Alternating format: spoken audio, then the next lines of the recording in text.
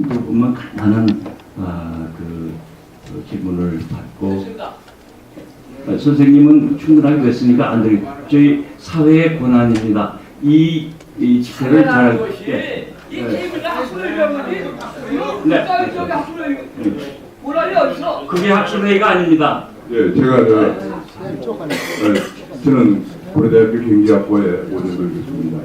제가 이제 경제학을 전공하면서 오늘 이 모임에 오게 된 것은 우리가 이제 국방 문제를 다루는데 좀 경제학적으로 접근해야겠다 생각했습니다. 예를 들면 아까 발표하신 분과 등하신 분들이 전쟁 억지력 같은 거 많이 말씀하셨는데 이 억지력이 뒷받침이 되려면 재정이 뒷받침이 안 되거나 안 됩니다.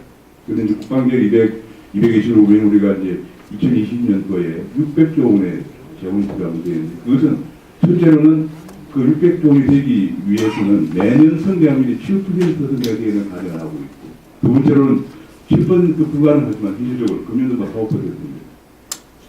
2020년 가서 GDP의 약 제가 보니까 약 20% 정도 예산의 60%가 할애되어야만이 600조가 나옵니다. 아무리 불가능한 것이기 때문에 제가 추산을 해보니까 지금 현재처럼 4%의 성장을 한다고 가정을 하고 물가상승률이 3% 성장한다고 가정하면 2020년 가을에 우리나라 GDP가 약 2천조 원이 됩니다. 2천조 원에 지금 현재 금년에는 국방 예산이 GDP의 3%예요. 이걸 5%까지 올린다 하더라도 100조 원밖에 안 됩니다. 이걸 10% 올리면 200조 원밖에 안 됩니다. 제가 걱정하는 것은 지금 사회복지의 지출이 늘어나고 있고 심지어 최근 얼마 전에 야당도 국회의원도 국방비를 줄여서 사회복지를 충분한 이런 얘기가 나오는 마당에 현재 GDP 3%를 5% 올리기가 힘들고 다시 말하면 2020년에 100조 원 조달하기 힘듭니다. 이런 속에서 정부는 현재 비대칭적 전쟁 남북 간의 군사력을 어떻게 그걸 보완하려고 하는 대책이 있는 것인지 저는 그걸 정말 적극적으로 물어보고 싶어서 갑자기 안 되네. 그래서 제가 이거 좀 이제 군사 하신 분들하고 경제가람들 같이 접근을 해야지. 오늘 좋은 말씀 많이 하셨지만 전부 다 정말 상당 부분이 좀 제가 신문에서 보아왔던 그런 얘기들이 많고 해서 좀 이런 부분을 구체적으로 그래서 오늘 한국경제연구원을 한다길래 사실은 굉장히 바쁜데 오늘 이런 대안을 좀 말씀하실 없는데 그런 거 좀 말씀해 주시기 바랍니다. 고양이 목에 방울 달게요 지금. 김현욱 네, 국제외교연구 포럼의 김현욱입니다. 오늘 한국경제연구원이 외교 안보를 주제로 해서 개최한 첫 번째 이 컨퍼런스가 모든 사람들에게 깊은 감명을 주고 감동을 준 참으로 성공적인 세미나였다는 사실에 대해서 그런 축하와 경의를 표합니다. 세 번 주제 발표를 대단히 인상적으로 들었고 특히 마이클 마자 박사의 특별 강연도 우리 모두가 생각하고 있는 그 방향으로 좋은 발표를 해줘서 깊이 감동을 받았습니다. 우리 한남성 박사님 특별히 좋은 말씀 해주셨는데 사실 이 중국의 문제가 우리에게 가장 큰 퀘스천입니다. 우리같이 중소강국의 입장에 있는 나라에 있어서는 생존하는 방법이 두 가지밖에 없다고 생각합니다. 하나는 유럽식으로 중립을 선언하든지 아니면 강력한 동맹체제에서 안보를 지켜가는 두 가지 방법밖에 없는데 우리가 알다시피 우리는 중립은 이미 20세기 초 중간에다 이미 끝난 방법이고 우리는 동맹을 강화하는 방법밖에 없다고 생각합니다. 그렇게 함으로써 이 한미 동맹을 통해서 한미 동맹의 강력한 유대관계를 통해서 북한의 영토적 패권주의에 대한 중국의 야욕을 아주 사전에 차단하고 또 이 사전에 차단하는 방법은 더욱더 국민적 의지와 국민적 외교력, 국민적 통합을 위해서 통해서 이 문제를 극복해 가야 된다.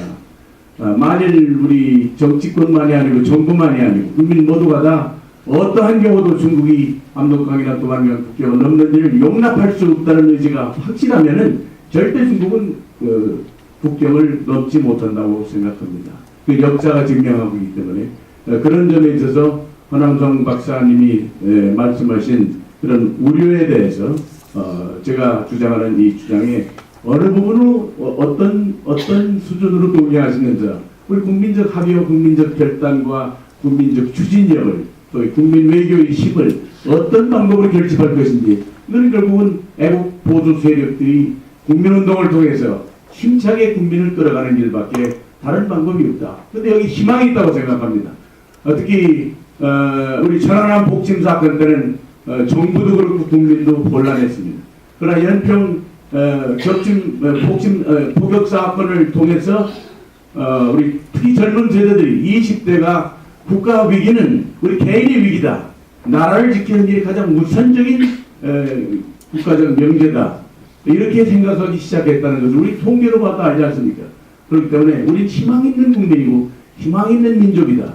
그런 민족들을 이끌어가는 데 있어서 중요한 것은 정치 지도자들이 항상 국민들 앞에서 우리는 이 통일을 제일 주제로 삼고 이 금년도의 국정의 최고의 목표를 통일을 위한 국민 통합의 시대로 이끌어간다는 의지의 확고한 표현이 가장 중요한 시대에 살고 있지 않나 그런 생각이 듭니다. 또 한 가지 그렇기 때문에 전시작전권 전환 문제가 앞으로 또 2015년이 되면 문제가 될 거예요. 내년도 대권 선거의 경쟁에서 이런 이슈가 또 나오게 됐을 때를 생각해서 우리가 사전에 어떻게 이 문제를 극복해 갈 수 있겠느냐 이 문제에 대해서도 호 박사님과 특별히 우리 이충근 박사님도 그 문제에 대해서 한 가지 코멘트를 해주시면 고맙겠습니다. 감사합니다. 네, 감사합니다. 나중에 해주실게요. 시간이 너무 지나서 죄송해요, 박장님. 네, 그러면은 죄송합니다. 예, 한 2분씩 우리 현득 박사님하고 이승근 박사님 모든 걸 포함해서 답해 주시면 감사하겠습니다. 네, 김현우 의원님 감사합니다. 그 중국 문제는 이렇게 생각합니다. 사실 우리의 딜레마이기는 하지만은 우리가 우선 나서서 자꾸 설득하고 접근하는 그런 정책을 써야 된다고 생각합니다. 지금 우리 의회를 보면은 의원 외교 같은 경우에 의회 안에 저는 친미파, 친중파, 친러파, 친일파 다 있어야 된다고 생각합니다. 그리고 의원 외교는 이것이 지속성이 있어야 되는데 지금 문제는 3선 정도 의원이 중진입니다. 이게 이제 우리 의회의 문제인데 이런 것들을 좀 극복해야 될 것이고 중국에 대해서는 이런 논리가 좀 필요하다고 생각합니다. 북한을 끌어안고 가는 것이 결국 장기적으로 보면은 중국에게는 국익에 도움이 되지 않는다. 현재 한국이 남북 간의 대결 때문에 지금 중국과도 정치적으로 가끔 껄끄러운 관계가 있지만 통일 한국은 이 중국과 더불어서 이 지역에서 공존 공영하는데 오히려 도움이 될 수 있다 하는 논리를 자꾸 중국에게 설득을 해야 되고 지금 일부 중국의 학자들 가운데서는 또 그런 논리를 스스로 전개하는 학자들도 있습니다. 이것을 정부 차원에서 하는 것도 물론 필요하겠지만 우선은 학계 차원에서 또는 민간 차원에서 먼저 선도적으로 이것을 할 필요가 있다. 이것이 이제 소위 학술적인 용어로 1.5 트랙 또는 1 트랙, 트랙 넘버 1 트랙, 1 포인트, 5 이런 말을 씁니다. 그래서 그런 노력을 우리 국민 전체가 중국 사람들을 만났을 때 자꾸 그런 얘기를 해주고 학술 활동을 통해서 자꾸 그런 얘기를 하고 그런 것이 저는 절대적으로 필요하다 이렇게 말씀드리고 싶습니다. 국방 예산은 그렇게 생각합니다. 지난번에 하도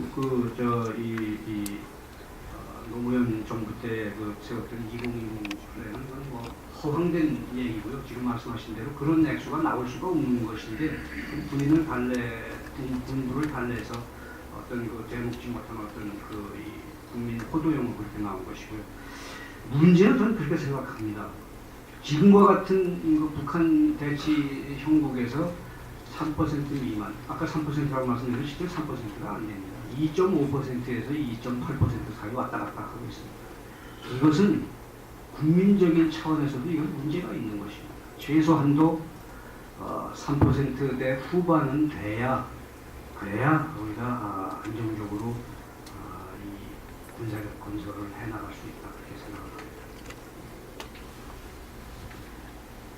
이승근 박사님. 예, 아까 그 경제학 하신 분이 질문하셨는데, 그 경제학하고 군사학에서 건 or 버터라는 논쟁이 있습니다. 버터를 더 만들 거냐, 대포를 더 만들 거냐 하는 그 논쟁인데, 국가이익의 우선순위라는 것이 있습니다. 국가이익의 우선순위가 있는데 아주 뭐 간단하게 말하면 SPPP라고 이렇게 정리가 됩니다. S, Security. 우리 건강이 제일 중요합니다. 국가는 Security가 제일 중요합니다. 그 다음에 P, Prosperity. 파워입니다. 파워, 힘. 그 다음에 세 번째가 P, Prosperity. 네 번째가 P, Prestige. 그 순서가 뒷바뀌면 안 됩니다. 국가 위기가 있을 때 프로스페리티가 희생당하는 것입니다. 우리가 다 대한민국 국민으로 태어나서 군대 갔다 옵니다. 예를 들어서 어느 가정에서 이번 달 우리 건강유지비, 병원, 진료비를 10%로 상정해 놨는데 재수가 없을 때 그달 초에 아이들이 아파서 병원 가서 그 돈 다 썼다. 그러면 한 달 동안 그 돈 안 쓸 수 없습니다. 이미 넘었어도. 바로 국방비 개념은 안보하는 사람들은 그렇게 생각해야 된다고 믿습니다. 예를 들어서 국가 예산이 없으니까 무기 만들 수 없다가 아니라 이거 나라가 지금 급하니까 무기를 만들고 다른 거를 뒤로 돌려야 되겠다라는 그런 우선순위 개념이 들어가야 된다고 보고요. 그리고 이제 2012년에 북한이 이제 물론 분명히 그 천안함 넘버 2, 3를 일으킬 거가 사실 분명합니다. 그리고 또 우리가 이제 안보 이슈가 앞으로 다가오는데 벌써 아까 허 박사님 그 발표에도 나왔습니다만 이미 11월 23일 이후에 한 열흘 있다가 그 여론조사를 했을 때는 압도적으로 북한에 대해서 입장을 유지해야 된다, 원칙을 유지해야 된다고 했는데 12월 말에 보면 비슷하게 나옵니다. 벌써 국민들이. 그리고 지금은 대화가 더 많습니다. 그리고 북한은 완전히 거기다 지금 기름에다 불을 붓고 있는 겁니다. 대화하자, 무조건 대화하자는 이런 거를 우리가 어떻게 극복하고 이길 수 있는지 그런 거를 강구를 해야 된다고 생각을 합니다. 예. 장시간 경청해 주셔서 대단히 감사합니다.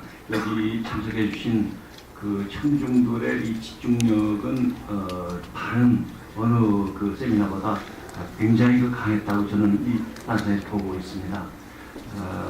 앞으로 저 개인적으로는 북한이 경제적으로 독재적으로 다시 회복될 수가 없기 때문에 작년의 도발은 그런 도발은 계속될 것이고 따라서 우리가 철저하게 그거에 대해서 대응하는 것이 중요하다고 생각합니다.